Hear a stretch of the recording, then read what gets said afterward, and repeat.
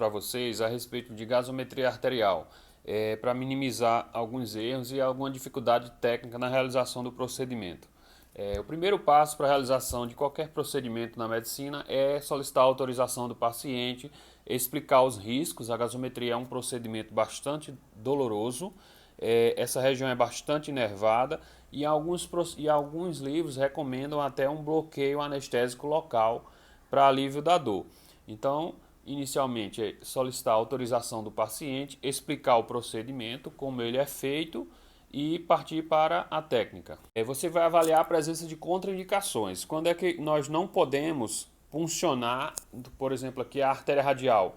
Nós não podemos puncionar um vaso importante para a nutrição da extremidade se ele for um vaso único. Por exemplo, nós temos duas artérias aqui no punho, a artéria radial e a artéria ulnar. Se o paciente tiver o histórico de uma fratura no antebraço, no braço, e essa fratura tiver algum trauma vascular, esse paciente pode ter perdido uma dessas artérias. Então, como eu vou puncionar, se ele só tem um vaso responsável pela nutrição da extremidade, e eu vou puncionar esse vaso, corre o risco dele trombosar, dele fazer um aneurisma, de fazer um vasoespasmo, levar a isquemia do membro e a perda do membro por necrose. Então, a gente evita puncionar, fazer gasometria arterial quando tem apenas um vaso responsável pela vascularização da extremidade. Por isso que é recomendado a chamada manobra de Allen. Em que consiste a manobra de Allen? Ele deve ser feito antes do procedimento de gasometria. A gente palpa as duas artérias com forte intensidade, aí pede para o paciente abrir e fechar a mão durante 8 vezes, lembrando que você palpa com as duas artérias com o indicador e médio de ambas as mãos ao mesmo tempo ou com o polegar. Palpou de forte intensidade porque a gente quer diminuir o suprimento sanguíneo da mão. Então, quando a gente palpa as duas artérias com forte intensidade, pede para o paciente abrir e fechar a mão 8 vezes, a mão do paciente vai ficar pálida. Então, a manobra de Allen consiste em comprimir de forte intensidade as artérias. Então, quando a mão ficar pálida, você libera uma artéria e você vai observar que a mão fica vermelhinha. É o tempo de enchimento capilar. Essa mão tem que ficar rosada em menos de 15 segundos, que é sinal que a artéria ulnar está pérvia. Então você faz a mesma manobra, teste de Allen novamente para testar a artéria radial. Quando eu libero a artéria radial, a mão volta a ter a sua coloração rosa normal em menos de 15 segundos. Constatado que ambas as artérias estão pérvias, a gente parte para o procedimento. Outra contraindicação importante é a presença de infecção no local de punção. Imagine que o paciente está numa UTI, geralmente ele está internado há um bom tempo, é um ambiente contaminado. Então a flora bacteriana que reside na pele do paciente geralmente são bactérias hospitalares de grande resistência. Então nós não queremos levar essas bactérias para a corrente sanguínea do paciente. Por isso que infecção no local de punção geralmente também é uma contraindicação. Você escolhe outro local de punção. Próximo passo para a realização da gasometria é anotar os parâmetros em que o paciente se encontra. Os parâmetros são temperatura do paciente, a fração de inspiração de oxigênio que o paciente está em uso. Por exemplo, se ele está num catéter de oxigênio 3 litros por minuto, a gente vai somar a fração de inspiração de oxigênio do ar ambiente, que é 21%, mais 3 vezes o fluxo do catéter. 3 vezes 3, 9, 9 com 21, 30. Então a fração de inspiração de oxigênio desse paciente é 30% de O2. Temperatura, a idade do paciente e lembrar de identificar a seringa com o nome do paciente. Se o paciente tiver em uso de uma máscara de Venturi, a fração de inspiração de oxigênio vai ser a da máscara. Se ele está numa máscara a 50%, a fração de inspiração de oxigênio é 50%, 35% e aí vai.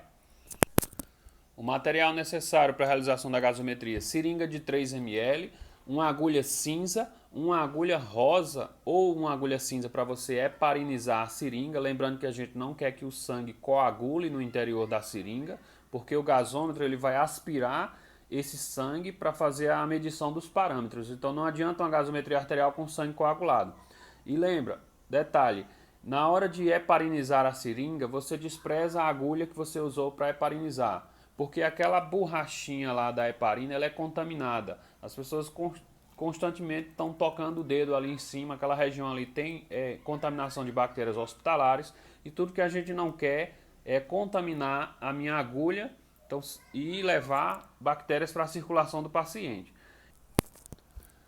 Após o preparo do material, o profissional responsável vai fazer a lavagem das mãos de forma correta, de maneira a reduzir a quantidade de bactérias, assim como qualquer procedimento cirúrgico ou invasivo, e o posicionamento. O posicionamento, a mão ela é posicionada levemente em extensão, você pode colocar uma compressa ou um coxim para dar conforto ao paciente e fazer com que a mão fique levemente em extensão. A técnica cirúrgica para a realização da gasometria da artéria radial, após o posicionamento do punho em extensão, a gente parte para a identificação da artéria radial. Ela se localiza mais ou menos aqui entre o processo estiloide do rádio e esse tendão elevado aqui na região do punho, que é o flexor radial do carpo. Entre esses dois pontos, você consegue identificar a artéria de forma que ela é pulsátil e ela se torna mais superficial com essa leve extensão da mão. Então nós partimos para a palpação e identificação da artéria no seu local mais superficial. Palpação para a identificação da artéria no seu local mais superficial. Asepsia da pele com álcool a 70%. Você faz a limpeza do local e prossegue-se para a punção. A seringa geralmente ela fica a 35 a 45 graus de angulação com a pele, o bisel da agulha voltado para cima. Você entra de forma lenta e vai observando se há refluxo de sangue vermelho vivo, no caso sangue arterial. Quando ocorrer a punção da artéria, você aspira mais ou menos 1 ou 3 ml de sangue, remove a agulha e faz uma compressão no local por no mínimo 3 minutos. E quando você não consegue puncionar a artéria de primeira, você deve retornar com a agulha até o nível da pele, inclinar um pouquinho em uma nova direção e reintroduzir novamente.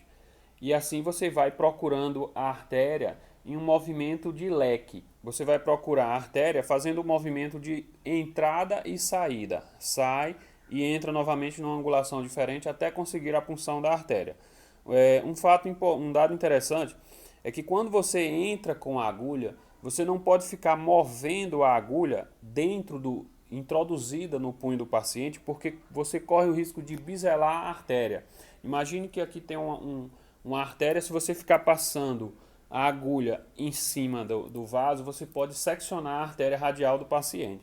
Então, para evitar traumas na artéria sem necessidade, lesão vascular, a gente tem que sair até a pele, mudar a inclinação e entrar novamente. Você se orientar pelo tendão do flexor radial do carpo, que é esse tendão alto aqui, você nunca vai puncionar na direção dele ou muito medial, porque aqui embaixo dele passa o nervo mediano. O paciente pode sentir uma dor forte em choque no punho, caso você faça uma punção no nervo mediano, inclusive ficar com dor crônica por algum trauma.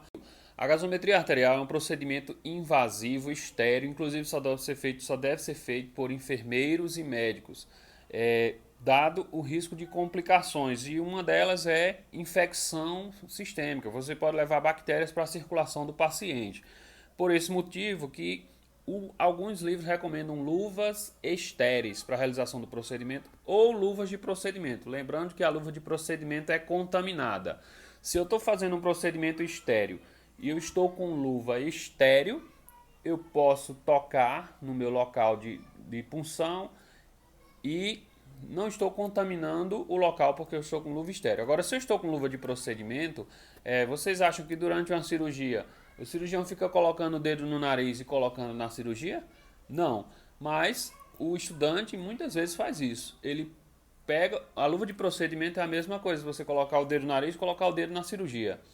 Então você não pode contaminar o local de punção. O que é que a gente vê muito de errado nos hospitais? Tentou puncionar, não conseguiu, aí vai lá, coloca o dedão lá contaminado em cima de novo com luva de procedimento, retira e entra com a agulha sem fazer a limpeza no local.